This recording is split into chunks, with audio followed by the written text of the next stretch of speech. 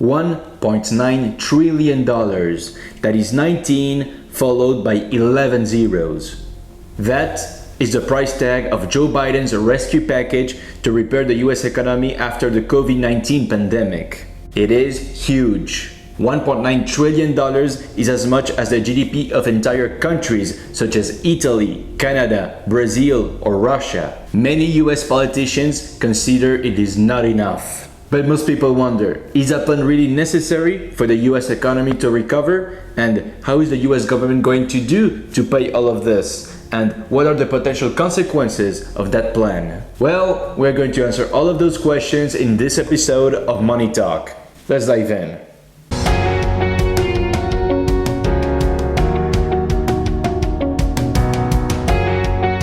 Before getting started, please hit the subscribe button down there to never miss a new episode and activate the notification bell to increase your financial literacy every single week. And also make sure to visit our website, oakwealthbuilder.com. As you already know, the COVID-19 pandemic decimated the economy of most countries, and the United States is no exception to that. In the first quarter of 2020, the US economy shrunk by 5%. Also called Q1 2020 in economic jargon, it represents the 3 first months of the year.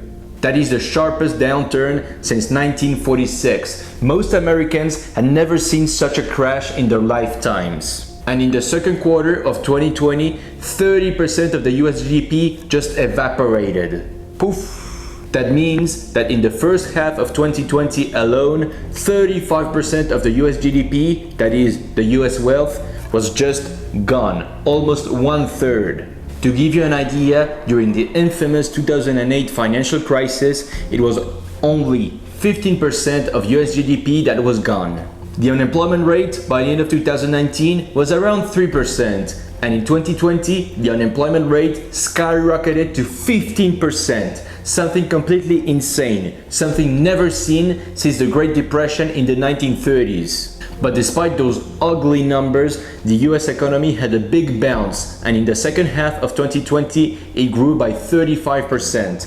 And right now, in the middle of 2021, it is around the same level it was in 2019, before the pandemic. And the job market also improved a lot, but not enough. Remember, in 2019, the unemployment level was around 3%, and right now, it is about 6%, the double. And depending from where you're watching this video, especially if you are watching this video from Europe, you may think that 6% is low, but no, it's a lot for the US standards. They usually have a rate around 4%. And that is the unemployment only. Many people could not recover the income they had in 2019. And for all of these reasons comes Joe Biden's rescue package. He wants to help all of those people who are still struggling because of the recession caused by the pandemic. He wants to spend $1.9 trillion with a T to boost the recovery of the US economy and put everybody back to work with high wages.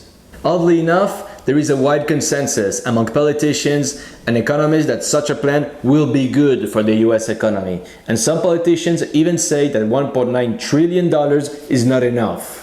But wait a second, why do they say it is good for the economy? How is it possible that when a government spends money, well, it is good for the economy of the country? How is that possible? That idea was first formalized by the very famous British economist John Maynard Keynes. He states that if a government spends a certain amount of money, the GDP growth that will ensue will be a multiple of that initial expenditure. That multiple is called the Keynesian Multiplier. And let's say that the Keynesian Multiplier has a value of 2. It means that when a government will spend $1 million to build a bridge, for example, the GDP growth will be 1 million times 2, $2 million. And how is that possible? Well, imagine this. Imagine the construction of that famous bridge for $1 million. For the construction, they obviously need workers, and one of those workers is called John. John receives a salary for his work. He receives $1,000 per month. Because John works on that famous bridge, the government pays for his salary. And because John received $1,000 per month, he decides to go to Walmart to buy some food. Because John spent money at Walmart, he will finance the salary and give a job to Steve, the Walmart worker. And because Steve just got a job and gets a salary of, let's say, $800 per month, he decides to go to the hairdresser. And there, because he spends money at the hairdresser, he finances the salary and gives a job to Jessica, the hairdresser. And Jessica will spend that money to buy other things, thus financing and giving job to other people. And you can see how the process goes on, and you see how the initial government expenditure of $1,000 to pay John became a multiple. It became a multiple of 1,000 in terms of GDP growth. So now you're an expert at Keynesian economics, and now you understand why politicians are so eager to conduct that $1.9 trillion stimulus package, because the economy will grow by a multiple of $1.9 trillion, thus making the whole operation worth it. Another reason politicians adopt that policy is because they learned from the mistakes of 2008, where they did the exact opposite. They decided to reduce government expenditure, and it was a complete disaster. Just look at Southern Europe countries such as Greece. They decided to reduce expenditures because they didn't think that the Keynesian multiplier was a real thing. So now you understand why there is such a wide consensus that such a plan will be good for the US economy and the job market. Joe Biden also has the intention to pay the rents and the mortgages of millions and millions of Americans to avoid a massive amount of evictions. And what is pretty funny about all of this is that the most progressive Democrats say that $1.9 trillion is not enough. That 2.2 trillion, 2.25 over 8 years, I have serious concerns that it's not enough to realize the very inspiring vision that Biden has advanced. But there are bigger critics about Joe Biden's plan out there, and oddly enough, we never hear them on television. And those critics say that the United States government will be unable to gather such a massive amount of money and will not afford those $1.9 trillion. But Joe Biden has an answer to that critic. He says he's going to finance the stimulus package by taxing the rich Americans and the corporations. I will not impose any tax increase on people making less than $400,000. But it's time for corporate America and the wealthiest 1% of Americans to just begin to pay their fair share. Just their fair share. He says that this extra amount of taxes will be able to finance a big chunk of the rescue package. Makes sense to you? Well, it makes sense said like this, but there is a problem. This plan is unlikely to succeed. Some presidents, especially after the Second World War, wanted to tax more heavily the rich, and some other presidents wanted to tax less the rich and the corporations. We have seen for the last 75 years a wide array of policies. Shortly after the Second World War, in the 1950s and in the 1960s, there were very high taxes in the United States. Tax rates as high as 70%. It's huge. Later on, the taxes were reduced by the Kennedy administration.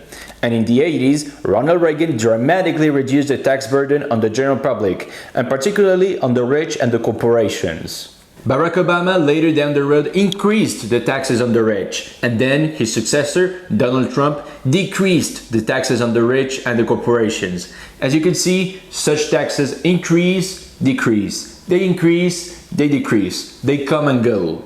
Some politicians say that if you increase the taxes on the rich and the corporations, the government will receive more money from taxes. And other politicians say the exact opposite. They say that if you increase the taxes too much, the government will receive less money from taxes. But the reality seems to be very different. The amount of money that the US government receives in taxes stayed more or less the same for 75 years. Since 1945, the amount of money that the US government receives in taxes hovered around 15 and 20% of GDP, despite the fact that we had very high taxes and very low taxes, such as Eisenhower in the 50s and Ronald Reagan in the 80s. This phenomenon is called hausers law. That law suggests that the tax receipt will be around 19% of the US GDP, regardless of the tax policy or the marginal tax rate adopted by politicians. And how does that happen? Well, when taxes are high, the wealthy and the corporation use loopholes in the tax code, and they also convince the politicians using their influence to put deductions and other escape doors in the tax code to avoid paying taxes legally. The wealthy and the corporations also have the financial means to hire accountants or lawyers who will find loopholes and ways to pay less taxes. And some people and corporations will use illegal ways to avoid paying taxes. But this is another topic, and they represent a minority. The fact that the rich and the corporations avoid paying high taxes legally is the best explanation out there for hausers law. And Joe Biden is unlikely to break those facts. He should use a very authoritarian and drastic tax regime. And remember, he is a moderate Democrat. All of that goes to say that the wealthy and the corporations will probably not be the ones to pay for Joe Biden's program. More likely than not, the United States government will issue debt to finance those programs. Yes, the United States will probably use debt to finance those programs, and the person lending the money will be none other than the Federal Reserve, that is, the United States Central Bank. It means that the Federal Reserve will literally print money to give it to the United States government, and then the United States government will use that printed money to send it to households. This policy is called the helicopter money, where the United States government literally flies a helicopter and throws money at the people. That's wonderful, isn't it? Why bother with taxes when you can simply print the money and then send it to the people? That's a great idea, isn't it? Well, no, because this method has a drawback. Actually, a huge drawback. This drawback is called inflation. You see, if you print money and give it to the people, but the economy does not grow, well, the price of everything will go up. And, as a conclusion, and in theory, the purchasing power of the people will remain unchanged. So remember, in theory, if you print money but there is no economic growth, it does not change anything because the prices will adjust in consequence. If you want to know more about this phenomenon, check out the Fisher equation. A link is in the description. And when inflation kicks in, it is a never-ending race between wages and prices. You see, because the prices went up, well, the employees and the workers ask for a higher wage to compensate the loss in purchasing power. The employers effectively give them a higher wage, but as a consequence, they have to increase the price of their products. And the employees ask for another raise. They ask to increase their wage once again. And the cycle goes on, and it never ends. And that is the biggest danger of Joe Biden's plan. Because he will leave such a massive deficit, it must be compensated by printed money from the Federal Reserve, which will kick in inflation. Maybe we will see inflation rates we have never witnessed since the 1970s. Well, okay, I didn't witness the great inflation of the 1970s because I wasn't born at that moment, very simply. But still, maybe we will see inflation rates as high as 10%, 12%, 15% in upcoming years. Imagine this. Imagine that you have $1,000 deposited at the bank and there is an inflation rate in 1 year of 10%. It means that you only have $900 left. $100 simply evaporated. And the remedy against high inflation is always very painful. For instance, in the 1970s, when there were high inflation rates, well, the Federal Reserve, and more precisely the chairman Paul Volcker, may he rest in peace. Paul Volcker dramatically increased the interest rate as high as 30, 40 or even 50%. Imagine that. Imagine that you have a mortgage and you have to pay an interest rate of 50%. It was hard, but it was successful. They could finally subdue inflation, and Paul Volcker, the chairman of the Fed at that moment, was nicknamed the Inflation Buster. And in the United States and Europe, we've had low inflation rates for decades. And maybe this era is now over and we'll have a decade of high inflation rates. All of this because of the COVID-19 pandemic. And oddly enough, the majority of well-known economists say that we shouldn't worry, that inflation is going to remain low. But they seem to never really have anything to back those statements. So I think this is more wishful thinking than anything else. As a conclusion, high inflation rates will probably be the real price to pay for Joe Biden's stimulus package. And it is happening right now. It is becoming real right now. As we're talking, in the first half of 2021 alone, inflation is up in the United States by 6%, something never seen since 2008. What is the takeaway of this video? Well, first of all, the stimulus packages work. When the government spends money, it boosts the economy, thanks to the multiplier effect. And number two, it is very challenging to increase taxes because whatever the policy is in the United States, the amount of money they collect thanks to taxes stays more or less the same. And regarding Joe Biden's stimulus package, Well, the massive deficit that it will create will probably be compensated by printing money, and printing money will create inflation, high rates of inflation that are already taking place now. But now comes the real question, a very difficult question. Is it better to not do a stimulus package and have a low inflation rate but a high unemployment rate? Or is it better to use a stimulus package to have a low unemployment rate but a high inflation rate? Well, I'll let you be the judge to answer that question. What is your opinion about it? High inflation rates or high unemployment rates? I would be very curious to find out. Leave me the answer in the comment section below. That's it for this video. As always, I hope you enjoyed this video and learned something from it. If there is a topic you want me to cover in a future video, you can shoot me an email to the email address that is in the description below, and I will see you very soon for the next video. In the meantime, take care.